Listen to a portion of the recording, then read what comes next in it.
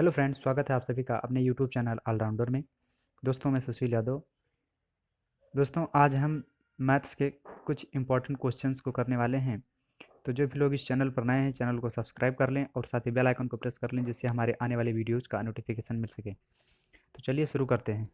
दोस्तों, आज हम घातांक एवं करणी के कुछ इंपॉर्टेंट क्वेश्चंस लेकर के आए हैं, जो हर प्रतियोगी परीक्षाओं की दृष्टि से बहुत ही महत्वपूर्ण होने वाले हैं।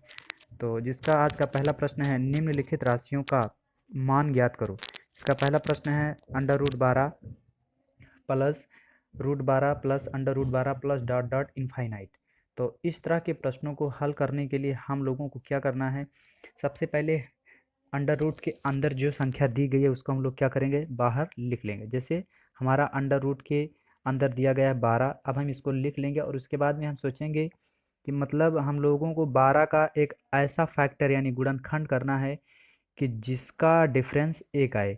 तो अगर हम 2 और 6 को गुणा करेंगे तो ये 12 तो आ जाएगा, लेकिन इसका जो डिफरेंस है वो एक नहीं आ रहा है, यानी 2 और 6 का डिफरेंस आएगा 4, यानी डिफरेंस हमारा एक आना चाहिए। फिर हम देखेंगे कि 3 को अगर हम 4 से गुणा कर दें तो 3 को 4 से गुणा करेंगे तो 12 आएगा और इसका डिफरेंस भी जो है एक आना चाहिए। तो 3 और 4 का डिफरेंस एक आ रहा है। तो यानी यहाँ इसका जो हमारा मान होगा √12 प्लस √12 प्लस √12 का जो मान होगा, अब यहाँ पे हमें देखना होगा कि अगर यहाँ जो हमारा फैक्टर निकला है वो निकला है 3 और 4, ठीक है।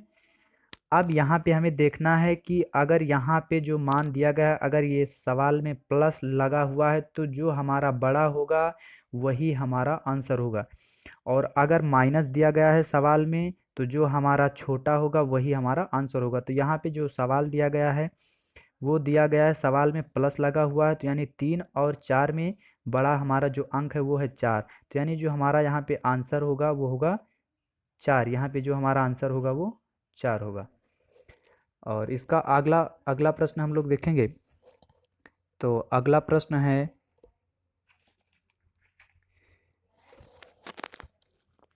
इसका अगला प्रश्न है, इसका दूसरा प्रश्न हम लोग देखेंगे। ये है √30 प्लस √30 प्लस √30, ठीक है। अब इसको भी हम लोग क्या करेंगे, इसको हम हल करेंगे।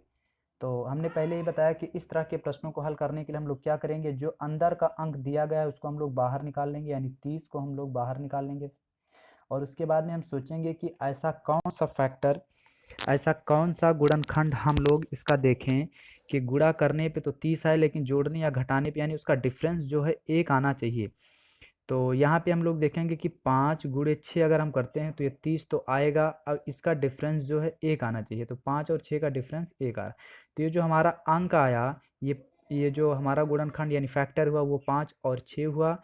और इसके बाद में हम लोग पहले हमने बताया कि अगर सवाल में प्लस लगा हुआ है तो जो हमारा बड़ा अंक होगा वो हमारा आंसर होगा, और अगर सवाल में माइनस लगा हुआ है तो जो हमारा छोटा होगा वही हमारा आंसर होगा। तो यहाँ पर देखा जाए तो 30 √30 प्लस √30 प्लस, तो इस सवाल में हमारा प्लस लगा हुआ है, तो यानी 5 और 6 में जो ये हमारा आंसर होगा वो होगा 6, ठीक है। इसी तरह से हम लोग किसी भी प्रश्न को हल कर सकते हैं।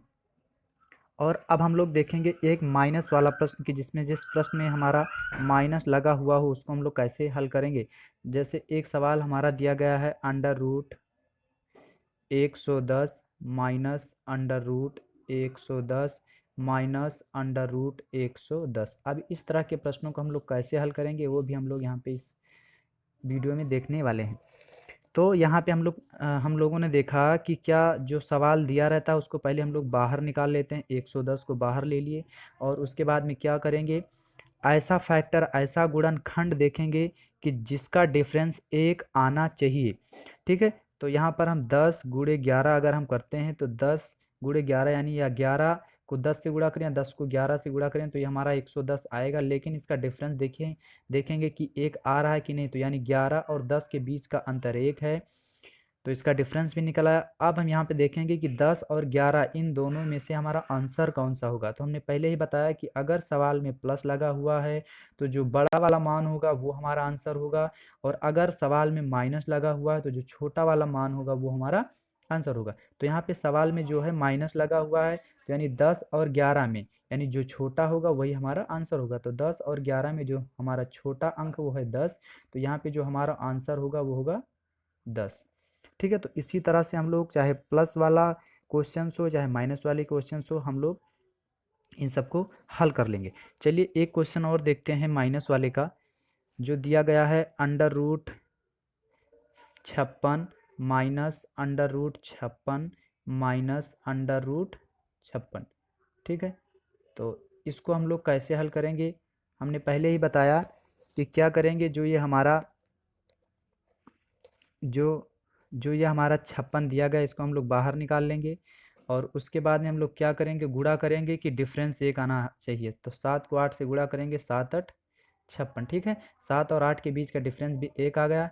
तो अगर माइनस लगा हुआ है तो जो छोटा अंक होगा वो हमारा मान होगा, अगर प्लस लगा हुआ है तो जो बड़ा अंक होगा वो हमारा आंसर होगा। तो यहाँ पे माइनस लगा हुआ है तो 7 और 8 में जो हमारा छोटा अंक है वो है 7, तो यहाँ पर जो हमारा आंसर हुआ वो हुआ 7। ठीक है, तो आगे की आने वाली वीडियोज़ में हम लोग और क्वेश्चंस देखेंगे। तो आशा करता हूँ कि आप लोगों को ये प्रश्न समझ में आया होगा। तो प्रश्न समझ में आया है तो वीडियो को लाइक करिए और चैनल को सब्सक्राइब करिए। मिलते हैं अगले वीडियो में, तब तक के लिए धन्यवाद।